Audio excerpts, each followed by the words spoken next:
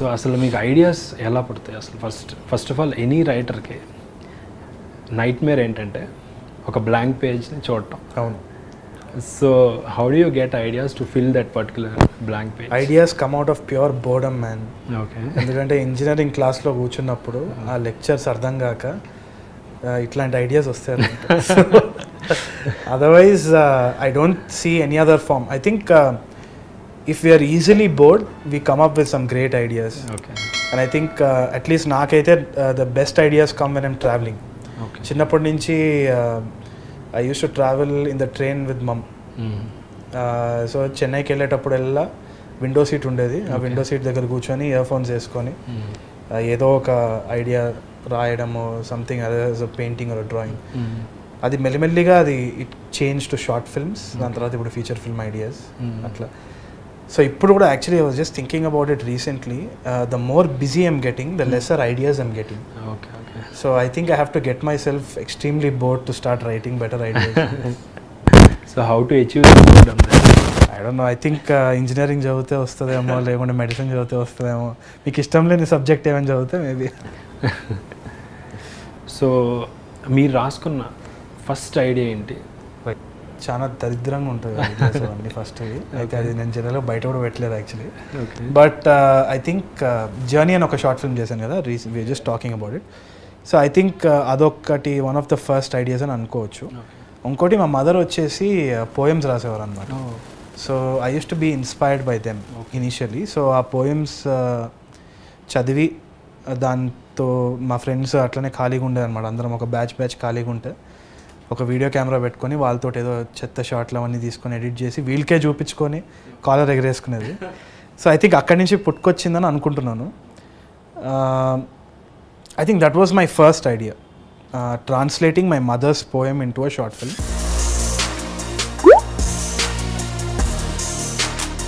ఇప్పుడు దాకా తెలుగు ఇండస్ట్రీలో రాలేదు ఇప్పుడు అంత బోల్డ్గా వెళ్ళటం అనేది. సో మీకు ఫస్ట్ ఈ స్టోరీ లైన్ ఐడియా వచ్చినప్పుడు మీకు ఐడియా వచ్చింది అమ్మాయి క్యారెక్టరైజేషనా లేదా హౌ డిడ్ ఇట్ స్టార్ట్ అసలు? ఇది చాలా పెద్ద స్టోరీ అండి. ఇది స్టోరీ ఐడియా రావాలి అంటే అమ్మాయి క్యారెక్టరేషన్ కదా. యాక్చువల్లీ అటువంటి అమ్మాయి నాకు తగిలింది కాబట్టే నేను ఈ స్టోరీ అసలు తీద్దామని అనుకున్నాను. సో నేను 100% క్రెడిట్ అంతా అమ్మాయికి ఇవ్వాలి. హిందూ క్యారెక్టర్కి అయితే అవనివ్వండి, లేకపోతే అమ్మాయిని ఆయన ఒరిజినల్గా నాకు ఎదురైన అమ్మాయి కానివ్వండి, క్రెడిట్ అంటే తనకే ఇవ్వాలి. ఎందుకంటే తను అలా మోసం చేసింది కాబట్టి నేను ఆలోచించి సినిమా చేయగలిగాను. మెయిన్ అయితే అసలు ఆ అమ్మాయి క్యారెక్టరైజేషన్ దగ్గర నుంచి స్టోరీ స్టార్ట్ అయిందని పుట్టడం రాసుకోవడం కూడా. సో ఎంటైర్ RX100 స్టోరీని ఒక లైన్లో చెప్పమంటే ఏం చెప్తారు మీరు? Incredible love story. అదే కదా ట్యాగ్ లైన్. అసలు మామూలుగా స్టోరీ వైజ్గా మామూలుగా ఒక కథా వస్తువుగా తీసుకుంటే అంటే నన్ను ఇలా అడిగేవారు చాలామంది, ఏ టైప్ స్టోరీ అని చెప్పి అడిగేవారు. నేను వాళ్ళకి ఒకటే చెప్పేవాడిని, highly emotional dark love story అని చెప్పేవాడిని. అంటే డార్క్ అని నేను అలా తీయగలిగాను లేదో నాకు తెలియదు కానీ సో నేను చెప్పేవాడిని అలా బయట జనాలకి ముందైతే.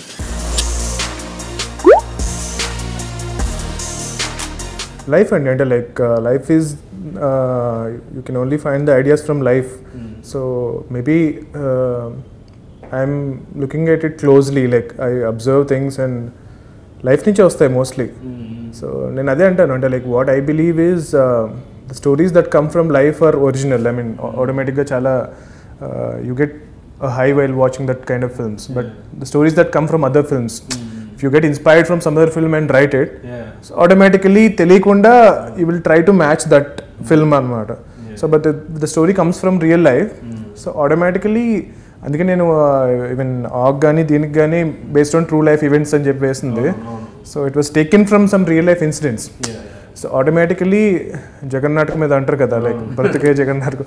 So life has so much drama in it. So if you can look closely I think there is enough drama for lifetime అనమాట. లైఫ్ లాంగ్ సినిమాలు చేయొచ్చు. But I keep getting expose to good content. అంటే like ఇది work టైంలో I use to watch every film. Like every Friday నేను compulsory 8:45 షోకి Prasad skill cinema చూసేవాడిని. But recently I stop. Like ఒక స్టార్ట్ చేద్దాం అనుకున్నప్పటి నుంచి మానేశాను. So I used to think that I should watch every cinema so that ఎలా చేయకూడదో తెలుస్తుంది. ఈ టైప్ డైలాగ్స్ నేను చెప్పేవాడిని. చాలామంది చెప్తారు ఫ్లాప్ సినిమా కదా ఎందుకు వెళ్ళావు అంటే కనుక లేదురా సినిమా ఎలా తీయకూడదో తెలుసుకోవడానికి. అంటే వీడికి ఇంకా ఎలా తీయాలో తెలియదు. అప్పుడే వాడు ఓవర్ యాక్షన్ చేసి ఎలా తీయకూడదో తెలుసుకోవడానికి వెళ్తాడు అనమాట. సో అది I think is a wrong way of approach నేను బిలీవ్ చేస్తాను. అంటే నాకు కూడా ఏంటంటే I use to get very affected by watching a bad film. So ఒక బ్యాడ్ సినిమా చూశాను అంటే కనుక ఆ రోజంతా చాలా డిసప్పాయింటెడ్గా అనిపిస్తుంది. అసలు సినిమా ఇండస్ట్రీకి ఎందుకు వచ్చేవారా అనే ఫీలింగ్ వచ్చేస్తుంది నాకు. బట్ ఒక గుడ్ సినిమా చూస్తే అంతే ఇదే వస్తుంది.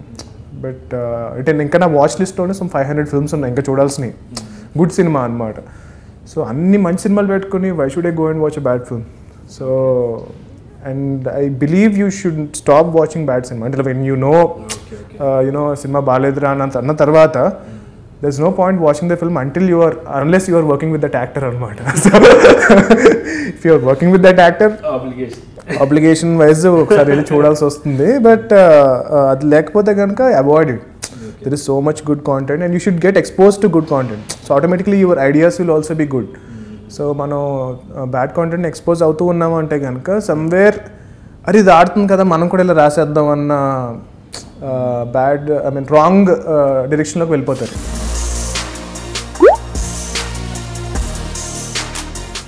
కంచర్పాల అనే ఐడియా ఎలా స్టార్ట్ అయ్యింది? అవుట్ ఆఫ్ ఫ్రస్ట్రేషన్ అని చెప్తున్నాను కదా. ఇంతకుముందు చెప్తున్నాం కదా మనం. సో ఒక స్క్రిప్ట్ పట్టుకుని నేను తిరిగాను. సో తిరుగుతున్నప్పుడు యూజువల్గా ప్రతి ఫిల్మ్ మేకరు పడే ఆ బాధలే పడ్డా నేను కూడా. కాకపోతే కొద్దిగా 1-2 ఇయర్స్ తర్వాత ఏ ఫిల్మ్ మేకర్ కన్నా ఫ్రస్ట్రేషన్ వస్తుంది. నాకు 1 ఇయర్ తర్వాత ఒక ఫ్రస్ట్రేషన్ వచ్చింది. ఆ పాయింట్లో ఇన్ఫ్యాక్ట్ నేను కంచరపాలెం వెళ్ళిన ఉద్దేశం ఏంటంటే ఒక బ్రేక్ తీసుకుందాము అంటే బై దెన్ అప్పటికే నేను ఒక 7 ఇయర్స్ కంటిన్యూస్గా నేను హైదరాబాద్ నుంచి బయటికి వెళ్ళలేదు. ఒక్కొక్కసారి ఒకవేళ పొరపాటున ఇంటికి వెళ్ళినా ఫ్రెండ్స్ని కలవటానికి వెళ్ళినా ఫ్రెండ్స్ పెళ్ళిళ్ళు చేసుకున్నప్పుడల్లా తిడతారు నువ్వు రావు అని చెప్పేసి. దేనికి వెళ్ళినా కూడా హైదరాబాద్లో ఏమైనా మిస్ అయిపోతామేమో ఫిల్మ్స్లో ఏ ఒక కాంటాక్ట్ మిస్ అయిపోతాం ఒక మీటింగ్ మిస్ అయిపోతాం అని వెళ్ళేవాడినే కాదు అసలు. సో అట్లాంటిది after 7 years just to take a break from this whole place and the whole frustration I was going through. కంచరపాలెంలో ఒకే ఒక ఫ్రెండ్ తెలుసు నాకు. ఆ ఫ్రెండ్కి ఫోన్ చేసి అరే నేను వైజాగ్ వద్దాం అనుకుంటున్నాను. వైజాగ్లో నాకు అడొక్కడే తెలుసు మళ్ళీ, కంచరపాలెమే కాదు. సో వైజాగ్ వెళ్దాం కొంచెం బీచెస్ ఉంటాయి అరకు వెళ్ళొచ్చు అట్లా అనుకుని సరే అది నేను వస్తున్నారా మీరు వస్తున్నాను నేను మీతో ఉండొచ్చా మీ లైక్ ఇంతకుముందు ఉన్న వాళ్ళ ఫ్యామిలీతో. సో నేను నీతో ఉండొచ్చా మీ ఇంట్లో అని చెప్పి రారా నీకు ఎప్పుడు 7 ఇయర్స్ తర్వాత ఫోన్ చేసి వస్తాను నేను ఎందుకు వద్దంటానని వెళ్ళాను. సో వెళ్ళిన ఫస్ట్ డేనే నేను 2009లో అక్కడ కొన్నాళ్ళు ఉన్నాను. I was so fascinated with these characters in Kancharapalem. The way they behave, the way they take things very easy, bigger things which ఇప్పుడు మన మధ్యలో వచ్చినాం కదా అలాంటి థింగ్స్ మనం హైరాణ పడిపోతాం, కానీ they take it very easy. So నా 2009లోనే బాగా అట్రాక్ట్ చేశాయి ఆ క్యారెక్టర్స్ నన్ను. సో నేను కంచరపాలెం ఈ దీనికోసం వెళ్ళిన ట్రిప్ కోసం నేను వెళ్ళిన ఫస్ట్ డేనే మార్నింగ్ దిగాను, మధ్యాహ్నం కల్లా ఆ క్యారెక్టర్స్ మళ్ళీ నాకు ఎదురు వస్తున్నాయి. సో అవుట్ ఆఫ్ ఫ్రస్ట్రేషన్ ఉన్నా కదా why can't I make a film here. So వెళ్ళిన ప్రతి చోట పెద్ద ప్రొడక్షన్ హౌస్ కానివ్వండి చెన్నై కానీ ఎక్కడికి వెళ్ళినా కూడా ఎవరు పంపించారో అని అడిగేవాళ్ళు. సో ఎవరు పంపించారు అనేది ఒక కామన్ ప్రశ్న. ఎక్కడికి వెళ్ళినా బయటే ఒకళ్ళు ఉంటారు, వాళ్ళే అడిగేసి నరేషన్ ఇవ్వటానికి వచ్చామండి అని చెప్పేసి అనగానే లేదమ్మా ఇప్పుడేం తీయట్లేదు 6 నెలల తర్వాత ఏదో అంటారు, వాళ్ళు బయట వాళ్ళే చెప్పేస్తుంటారు అనమాట. సో అలాంటి నేను చాలా విన్నాను. అలాంటి కొంతమంది బయట వాళ్ళు చెప్పిన తర్వాత ఎప్పుడో అనుకోకుండా వేరే పని మీద ఆఫీస్కి వెళ్తే అదే వ్యక్తులు కాఫీ ఇచ్చిన పెద్ద ప్రొడక్షన్ హౌస్లు కూడా ఉన్నాయి. అరే బాయ్ ఏంటిది. సో ప్రతి ఒక్కడు ఏమడుగుతున్నాడు, ఎవరు పంపించారు, ఆ బిలాంగ్నెస్ ఎవరు, మన వెనకాల ఉన్నది ఎవరు, లేదంటే నీకేంటి, నువ్వేంటి, నీకు ఎంత ఉంది అన్న ఆ ఫస్ట్ డోర్ ముందు ఉండే పర్సన్కి ఆన్సర్ చేస్తే మనం లోపలికి వెళ్తాం, అంటే మెయిన్ పర్సన్ రీచ్ అవుతాం. సో ఆ ఆన్సర్ కావాలి నాకు. So instead of having someone background నాకేమనిపించిందంటే why can't I make a film here and make a good film here with these characters, like ఇక్కడ ఒక కథ రాసి ఈ క్యారెక్టర్స్ ఈ వీళ్ళనే పెట్టి ఒక సినిమా తీసి why can't I make my own calling card, visiting card నేను ఎందుకు తయారు చేసుకోకూడదు. సో లైక్ దట్ ఆ రోజు ఆ రోజు నాకు కంచరపాలెంలో ఒక సినిమా తీయాలని అనిపించింది అనమాట, వాళ్ళని పెట్టి. And a good film, and I wanted to prove something with that film అనమాట. ఆ సంథింగ్ ఏంటంటే instead of having backgrounds, if you do a good product, if you bring out a good product out of nothing, that will become your visiting card in any office. మనం ఇప్పుడు నేను వెళ్ళాను అనుకోండి, ఇప్పుడు అదే నేను ఇంతకుముందు ఎవరైతే ఆపేశారో వాళ్ళ దగ్గరికి వెళ్ళి నేను కలవాలి అంటే మీరు ఎవరు అన్నారు అనుకోండి, నేను కంచరపాలెం పేరు కూడా చెప్పాల్సిన అవసరం రావట్లేదు. ఇప్పుడు కంచరపాలెం డైరెక్టర్ అనగానే ఓకే కూర్చోండి అని చెప్పేసి అనే పరిస్థితి వచ్చింది. So Kancharapalem became a visiting card to me. That's what I'm saying. Ideas, nothing comes out of thin air, and it comes from memories, experiences, watching someone interesting. We can never point out where the idea comes from. I don't remember how my ideas came, any of the ideas. But ఒక మనిషిని చూస్తాం, ఒక interesting మనిషిని, ఒక నవలలో ఒక interesting వాక్యం చదువుతాం, లేకపోతే ఎప్పుడో మనకి చిన్నప్పుడు జరిగిన ఒక విషయం ఏదో గుర్తొస్తుంది, ఒక సినిమాలో ఒక ఇంట్రెస్టింగ్ ఎలిమెంట్, అరే ఈ ఐడియాని తీసుకుని ఒక సినిమా తీస్తే ఎలా ఉంటుంది. 7 అనే సినిమాలో ఒక క్యారెక్టర్తో అంటాడు లవ్ ఈజ్ వర్క్ అని. దట్ వన్ సెంటెన్స్ గేమ్ ఇది ఐడియా టు రైట్ అంతకుముందు ఆ తర్వాత. అంటే ప్రేమ అనేది ఊరికేదో రొమాంటిక్గా అందరూ కలిసి తిరిగేసి కొన్ని రోజులు ఇలా చాక్లెట్ షాపులు వెంట, కాఫీ షాపులు వెంట తిరిగి, ఐస్ క్రీమ్ షాపులు వెంట డేటింగ్ చేసేసి సెక్షువల్గా మీ సరదాలు తీర్చేసుకున్న తర్వాత the real challenge begins. How to live with that person if you want to live with that person. So idea నాకు అక్కడి నుంచి వచ్చింది. సమ్మోహన్ ఐడియా ఒక నిజమైన వ్యక్తిని ఒక ఆయన కలిసాను, సినిమాలు అంటే చాలా ఇష్టము, పెద్ద గవర్నమెంట్ ఉద్యోగం చేశాడు, రిటైర్ అయిపోయాడు.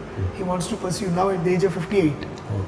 So I thought hey why not make this man a major character. అంటే నాకు చాలామంది ఆర్టిస్టుల్లో సినిమాలు అంటే ఇష్టం లేని వాళ్ళు, చులకన భావం ఉన్నవాళ్ళు ఉన్నారు, సినిమా రంగం అంటేనే చీకొట్టేవాళ్ళు ఉన్నారు. అలాంటి ఒక 4-5 పాత్రలు కలిసినప్పుడు సమ్మోహనం తయారైంది. అష్టాచెమ్మ, ఆస్కార్ వైల్డ్, ఇంపార్టెంట్ చదివినప్పుడు అమీ తుమి, రిచర్డ్ బ్రిన్స్లీ షెరిడన్, డ్యూయన్నా నాటకం చదవగానే వచ్చింది. సో కానీ ఐడియా వచ్చిన దగ్గర నుంచి దాని ఫైనల్ షేప్ ఇచ్చే వర్క్ టైం పడుతుంది. It takes about 6-7 months sometimes, because it's a very hard lonely job. And నేను పెట్టిన వీడియోలో Kurosawa says very beautifully, the biggest challenge for a writer, he quotes a French writer called Balzac, the biggest challenge for a writer is to write one word at a time. So ఒక రోజు మనం రోజంతా గడిపి 3 పేజీలే రాయొచ్చు, ఒక page రాయొచ్చు, ఒక paragraph రాయొచ్చు, కానీ ఒక పారాగ్రాఫ్ అర్థవంతంగా రాయడానికి మనకు ఓర్పు ఉండాలి. So for me I discover while writing any idea I get. ఈ రోజులో కొంతమంది రికార్డ్ చేసుకుంటారు, but I write, I fill pages, దానిలోంచి యూ గెట్ సంథింగ్ ఇంట్రెస్టింగ్ ఎక్కడో తగులుతుంది. But unless you put it out it will not come. So once the idea takes a solid shape, then you develop it your story, then into plot. కథ కింద వస్తే character వచ్చింది అనుకో, ఈ క్యారెక్టర్ని ఏ ప్రపంచంలో పెట్టచ్చు, క్యారెక్టర్ వైపు నుంచి. సమ్మోహన్ ఒక ఆయన ఉన్నాడు, ఆయన సినిమాలు అంటే ఇష్టం, ఈ వాంట్స్ టు, ఓకే సపోజ్ ఇతను ఒక కొడుకు ఉన్నాడు అనుకో, ఆ కొడుకు సినిమాలు అంటే ఇష్టం లేదు, ఆ కొడుకు కూడా ఆర్టిస్టే, ఈయనకి సినిమాలు అంటే ఇష్టం, కానీ సినిమాలు ఎలా వస్తుంది బ్రేక్, ఆయన అదృష్టశాత్తు ఒకడెవడో వచ్చి సినిమా షూటింగ్ అడిగాడు, అలా ఒక హీరోయిన్ వచ్చింది. So that's how the story develop.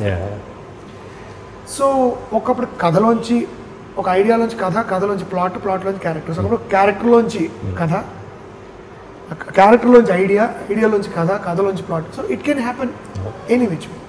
But the fundamental raw material is knowledge. You read, memorize, think, observe. It's a combination of various factors. There's not one factor.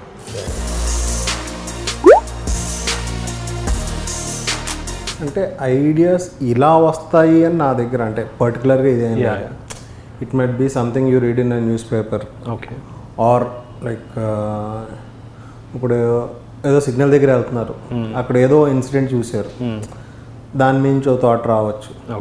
Are you are watching some newspaper చదివారు, ఆర్ ఏదైనా సినిమా చూశారు. అంటే సినిమాని as it is చేస్తే copy, దాని నుంచి ఒక థాట్ వచ్చి దాని నుంచి మీరు డెవలప్ చేసుకుని ఇన్స్పైర్ అయ్యి చేస్తే. సో అలాగ మీకు వచ్చిన ఫస్ట్ థాట్ ఏంటి అంటే సినిమాలకు రాకముందు మీకు అసలు ఎప్పుడు ఒక రైటర్ అవ్వాలని లేదా డైరెక్టర్ అవ్వాలని ఫిల్మ్ మేకర్గా సో దానికి వచ్చిన ఫస్ట్ థాట్ ఎప్పుడు రాసుకున్నారు మీరు మీకు గుర్తుండి? అంటే నాకు యాక్చువల్లీ ఫస్ట్ రాసుకున్న కథ దోచేయి. ఓకే ఓకే, అది వర్కౌట్ అవ్వలేదు, సెకండ్ సినిమాగా చేశాను. బట్ ఫస్ట్ అయితే ఐడియా నుంచి అది అంటే యాక్చువల్లీ మా తమ్ముడు నాతోనే ఉంటాడు. Okay, వాడిచ్చాడు idea. లైక్ ఏదైనా ఒక ఇన్సిడెంట్ అక్కడ ఆపేసి దాన్ని ఇంటర్వెల్లో మళ్ళీ రిలేట్ చేస్తే ఎలా ఉంటుంది అన్నది. ఓకే. సో నాకు దోచేయికి ఫస్ట్ ఉన్న థాట్ ఒక బ్యాంక్ రాబరీ జరిగింది, వాళ్ళిద్దరూ పంచుకునేటప్పుడు గొడవ ఇంటర్వెల్లో రివీల్ చేద్దాం. ఓకే. సో ఆ గన్స్ పెట్టుకుండి అది ఫస్ట్ ఉన్న థాట్. ఓకే. దాని నుంచి అది డెవలప్ చేసుకుంటూ వెళ్ళింది. అది ఫస్ట్ అంటే దోచేయి తీసింది వేరు, అంతకు ముందున్న థాట్ వేరు. ఓకే. ఆ తర్వాత నేను first Swamy Ra Ra first film I want to make a film on a very low budget. అప్పుడు నాకు ప్రొడ్యూసర్స్ ఉన్న దాని గురించి హీరో గురించి కానీ డ్యూ టు వేరియస్ రీజన్స్ చాలా తక్కువ బడ్జెట్లో చేద్దామని ఫస్ట్ డ్రగ్స్ మీద ఒక కథ అనుకున్నా. ఓకే. అంటే కథ అనుకోవడానికి పుషర్ అనే ఒక మూవీ చూశాను. అందులో ఒక చిన్న బ్లాక్ ఉంటుంది వేర్ ఒకడు అంటే చిన్న చిన్న డ్రగ్ పెడ్లింగ్ చేస్తూ ఉంటాడు, ఆడికో పెద్ద కాంట్రాక్ట్ వస్తుంది. ఆడి దగ్గర అంత డబ్బు ఉండదు అంత కొని అమ్మడానికి. అంటే ఇట్స్ లైక్ ఇక్కడ ₹1,00,00,000 కొని వేరే దగ్గర 2 కోట్లకి అమ్మొచ్చు. అంటే ఎవడో 2 కోట్లు కొనుక్కుంటాను అన్నాడు, వీడి దగ్గర డీలర్ ₹1,00,00,000 ఇస్తాడు ఆడికి. సో ఈడేమనుకుంటాడు ఆడి దగ్గర తీసుకుని వీడికి ఇచ్చేస్తే మనకు ₹1,00,00,000 మిగులుతున్నాయి అనుకుంటాడు. సో ఆడిని బతిమాలి, ఒరే నీకు పొద్దున్నవి నేను ఈవినింగ్ కల్లా ఇచ్చేస్తాను అంటాడు. అందులోంచి నేను తీసుకున్న థాట్ ఏంటంటే ఆడెళ్ళి తీసుకుని ఎప్పుడైతే ఈ డీల్ చేస్తున్నాడో పోలీసులు వస్తారు. ఆ టైంలో ఆ డ్రగ్స్ అన్ని వాటర్లో కలిపేయాల్సి వస్తుంది ఆడు తప్పించుకోవడం. ఇప్పుడు ఏంటంటే ఆడికి ₹1,00,00,000 ఇవ్వాలి. దాని నుంచి ఆ ప్రాసెస్ నుంచి ఓ స్టోరీ డెవలప్ చేశాను. బట్ నా ఫ్రెండ్స్ వెల్ విషెస్ అందరూ ఎందుకు డ్రగ్స్ మీద జనాలకి అంత కనెక్ట్ అవ్వదు అంటే సో అది అప్పుడు పక్కన పెట్టేసి ఆ టైంలో ఢిల్లీ బెల్లి అని ఫిలిం వచ్చింది. చాలా బాగా నచ్చింది నాకు. సో నాకు అప్లై అలా అటువంటిది ఏదైనా ఒక క్రైమ్ కామెడీ చేద్దామని అప్పుడు అనంత పద్మనాభ గుడి దాని గురించి ట్రెజర్ అదన్నీ రిలేట్ చేసుకుని అలా వర్కౌట్ అయ్యింది. Okay, interesting. First thought Dochay actually. Yeah, first thought was Dochay. But it's not the exact Dochay which I made. Okay okay okay, nice. So ఇప్పుడు ఐడియాస్ వస్తున్నప్పుడు ఒక్కొక్కసారి when you're having a shower రావచ్చు, అదే చెప్తున్నా ఎప్పుడైనా వస్తుంది. ట్రాఫిక్ సిగ్నల్ దగ్గర ఆగి ఏదో ఆలోచిస్తుంటే రావచ్చు. సో అలాగని కొంతమంది వెళ్ళి ఓ 1 month హోటల్లో కూర్చుంటారు డెవలప్ చేయాలి, అప్పుడు ఆ 1 month వేస్ట్ అవ్వచ్చు. ఆ హోటల్ నుంచి ఖాళీ చేసి వచ్చేసి టైంలో రావచ్చు ఆ థాట్. సో లైక్ ఈ టైంలో ఇలా కూర్చుండి ఇలా చేస్తే వస్తుంది అన్నది కాదు. You don't know how it triggers. So how do you record those ideas? అంటే మీరు రికార్డ్ అనేది కాదు, అది మంచి ఐడియా అయితే మనకు డెఫినెట్గా గుర్తుంటుంది. Okay okay. మంచి ఐడియా కాదంటే మన్నాడు మనమే మర్చిపోతాం. అంటే ఇప్పుడు ఒక ఐడియా వచ్చింది బాగుంది అంటే you keep thinking on it. ఇప్పుడు నిద్రపోతున్నా ఏ పనిలో ఉన్నా you keep thinking on that idea. So అంత ఆలోచించినప్పుడు you won't definitely forget it.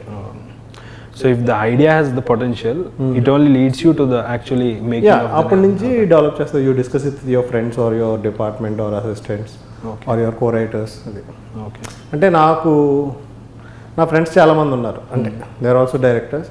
So అందరం డిస్కస్ చేసుకుంటాం. So like I know what Chandu is making, Chaitanya is making or few other people అలా. Nice. So స్వామిరారాకి back story ఏంటి అసలు? మీరు అంటే ఆ థాట్ వచ్చాక అంటే మీరు థాట్ వచ్చిన తర్వాత అంటే అది అంటే నా ఒక్కడి థాట్ అని నేను అన్నాను. Okay. We kept on developing it. Okay. అంటే ఫస్ట్ ఒక ₹10 నోట్ మీద ప్లే చేద్దామని, ఆ తర్వాత ఒక డైమండ్ ఏదన్నా పెట్టుకుంటే వెళ్దాం. ఓకే. అంటే ఆ టైంలో స్నాచ్ అందులో అంటే గైరిచి అంటే నాకు బాగా ఇష్టం. సో తన సినిమాలు లాక్ స్టాక్లో ఒకళ్ళు రాబరీ చేస్తే వాళ్ళ దగ్గర నుంచి వేరే వాళ్ళు తీసుకుంటారు. ఈ అన్ని ఐడియాస్తో చాలా పాయింట్ డెవలప్ చేసుకున్నాం. అప్పుడు ఓ ఫ్రెండ్ వాసు అని ఓ ఫ్రెండ్ వచ్చి ఈ ఐడల్ ఐడియా ఇచ్చాడు.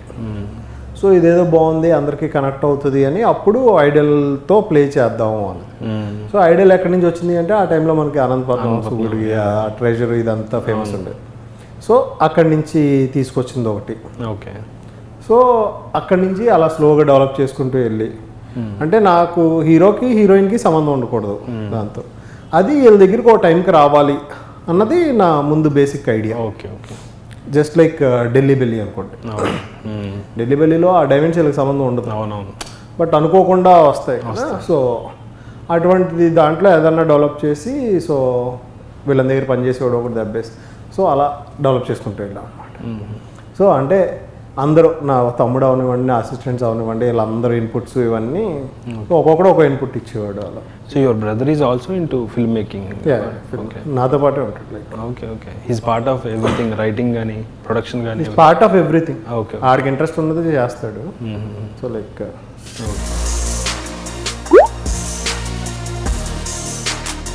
అంటే the source of those ideas అంటే సోర్స్ ఆఫ్ దోస్ అంటే బేసికల్గా ఆర్టికల్స్ చదువుతాను యాక్చువల్గా. యా, నాకు చాలా ఇంపాక్ట్ఫుల్గా అనిపించింది. న్యూస్ పేపర్స్ అనా లేదా? న్యూస్ పేపర్ బేసికల్గా కోరా ఫాలో అవుతానండి బాగా. యా, కోరాలో వచ్చేసరికి ఇప్పుడు మెంటల్ మొదలు లాంటి స్టోరీస్ అనేవి కోకొల్లలు ఉంటాయి దానిలో. యా, అంటే ఇలాగ రోజుకి ఒక స్టోరీ ఒక్కొక్కడు పెడుతుంటాడు. It's a beautiful platform.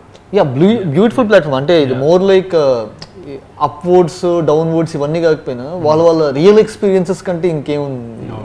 So అవి చదువుతుంటాయి యాక్చువల్గా. సో కోరా అనేది one of the biggest inspirations for me యాక్చువల్గా టు రైట్ ఎనీథింగ్, లేకపోతే ఏమైనా చూడడం కానీ అండ్ రియల్ లైఫ్ ఎక్స్పీరియన్సెస్ కానీ. ఇప్పుడు ఒక ఫ్రెండ్ని కలిసినప్పుడు వచ్చేసరికి వాళ్ళు చెప్పే విధానం బట్టి కొన్ని ఇప్పుడు మనకి సింక్లో ఉండే వాళ్ళు కొన్ని వాళ్ళ ఎక్స్పీరియన్స్ చెప్తున్న బట్టి అది మనకి సీన్గా డెవలప్ అవుతుందో లేదో చూస్తున్నాం.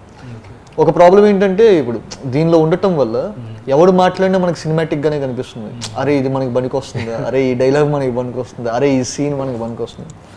సో ఆ టార్చ్ చేసుకొని ఎప్పుడు చూస్తూనే ఉంటాను అనమాట, ఎవడు మాట్లాడతాడో ఎవడే.